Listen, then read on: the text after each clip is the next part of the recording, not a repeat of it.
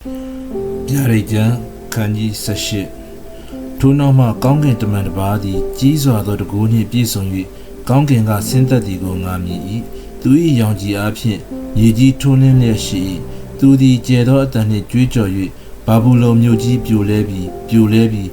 နတ်ဆိုးနေရာဖြစ်လေပြီးညဉ့်ညူးသောဝိညာဉ်မျိုး၏တွင်ဖြစ်လေပြီး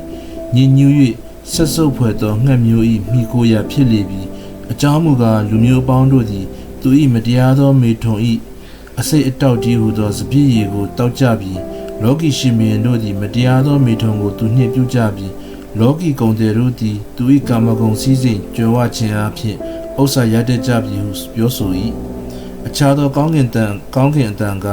ငါ၏လူမျိုးတို့သူ၏အဖြစ်တို့ကိုဆက်ဆံခြင်းနှင့်၎င်းသူ၏ဘေးဒဏ်များကိုခံခြင်းနှင့်၎င်းကင်းလွတ်အံ့သောငါသူ၏အထက်ကထွက်ကြလော့သူ၏အဖြစ်တို့သည်ကောင်းကင်ဘုံတိုင်အောင်မိကြသည်ဖြစ်၍သူ၏မတရားသောအမှုတို့ကိုဖျားသခင်တတိယတော်မူပြီးသူသည်အကျိုးအပြစ်ကိုဆင်ပေးသည့်နည်းတူသူ၌ဆက်ပေးကြလော့သူ၏အကျင့်အတိုင်းနှစ်ဆထပ်၍စီရင်ကြလော့သူလောင်းသောဖလား၌သူအဖို့နှစ်ဆတိုး၍လောင်းကြလော့သူသည်ကိုချီးမြှောက်၍ကာမဂုဏ်၌ပျော်မွေ့သည့်အတိုင်းသူ၌ပြင်းစွာသောဆုံးမခြင်းစိတ်မသာညှိတွားခြင်းကိုဖြစ်စေကြလော့ငါကမိဖုရားဖြစ်ငိုဆိုးမမဟုတ်စိတ်မသာညှိတွားခြင်းကိုမတိရဟုသူသည်အောက်မေ့တတ်၏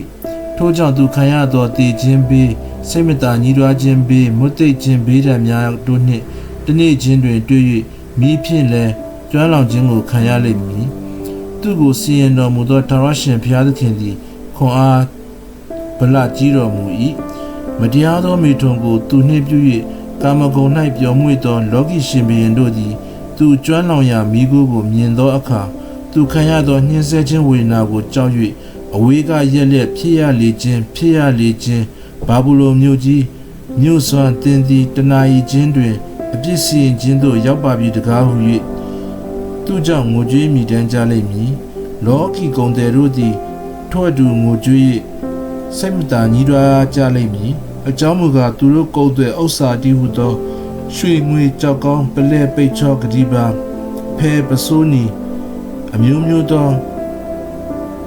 တွင်တစ်တာအမျိုးမျိုးသောစင်ဆွဲတစားအမျိုးမျိုးသောတစ်ကောင်းတစားကြေးဝတစားတန်တစားကြောက်ဖြူတစားတစ်ကြဘိုးအမေမုံနန္တာပေါင်းစီမွေးလောဘန်စပြည့်စီမုံညက်ဂျုံဆန်နွားတိုးမြင်းယထာအစီကံကျွန်လူဝိညာဉ်တို့ကိုအဘယ်သူမျှနောက်တစ်ဖက်မဝယ်ရတင်းဒီအလွန်တက်မှတ်သောတတိမျိုးလဲပျောက်ကုန်ပြီး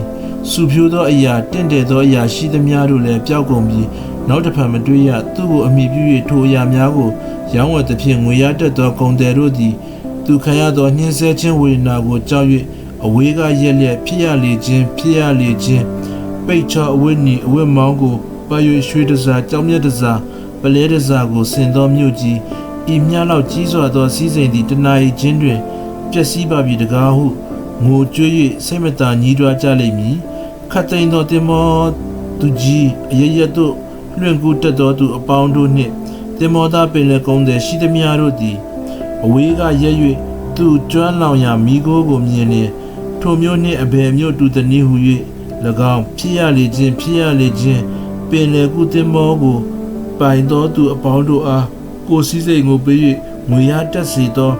မြို့ကြီးတနာရီချင်းတွင်ပျက်စီးပါပြီတကားဟု၍၎င်းအော်ဟစ်လျက်မြေမုံကိုမိမိတို့ခေါင်းပေါ်မှပစ်တင်လျက်ငိုကြွေး၍စိတ်မသာညှိတွားကြလိမ့်မည်ကောင်းကင်မှဆာ၍တန်ရှင်းသူတမန်တော်ပရောဖက်တို့သူ့ကိုကြည့်ရှု၍ဝမ်းမြောက်ကြလော့ဘုရားသခင်သည်တင်တို့ဘက်၌နေ၍သူ့ကိုတရားစီရင်တော်မူပြီဟုပြောဆိုသည်ကိုငါကြား၏ခွန်အားကြီးသောကောင်းကင်တမန်တစ်ပါးသည်ကြီးစွာသော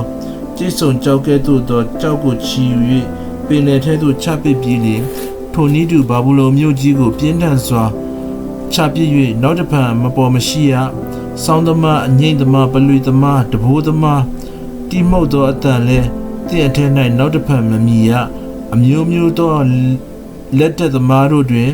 တယောက်မျှတင့်အထက်၌နောက်တစ်ဖန်မပေါ်မရှိရကြောက်ဆုံတန်လဲတင့်အထက်၌နောက်တစ်ဖန်မမြည်ရစီမီအလင်းလဲတင့်အထက်၌နောက်တစ်ဖန်မထွန်းမလင်းရ မင်္ဂလာဆောင်သူတို့သားသူတို့သမီးအတန်ကိုလည်းတင့်အထဲ၌နောက်တစ်ဖက်မကြားရအကြောင်းမူကားလောကီမူမတ်တို့သည်တင်ဤကုံတဲ့ဖြစ်ကြပြီးလူမျိုးမျိုးတို့သည်တင်ဤပြုစားခြင်းပြည့်ရဖြင့်လှည့်ဖျားခြင်းကိုခံရကြပြီဟုကောင်းကင်တမန်ပြောဆို၏ပရောဖက်တို့၏အသွေးတန်ရှင်းသူတို့၏အသွေးမြေကြီးပေါ်မှကွပ်မျက်သောသူအပေါင်းတို့၏အသွေးကိုထိုမျိုး၌တွေ့ရ၏ဖတ်တော်သောကျမ်းပိုက်အဖြစ်နားထောင်ကြသောညီကိုမောင်နှမအယောက်စီတိုင်းပေါ်မှာဘုရားသခင်တည်တံဖန်ကောင်းကြီးပေးပါစေအာမင်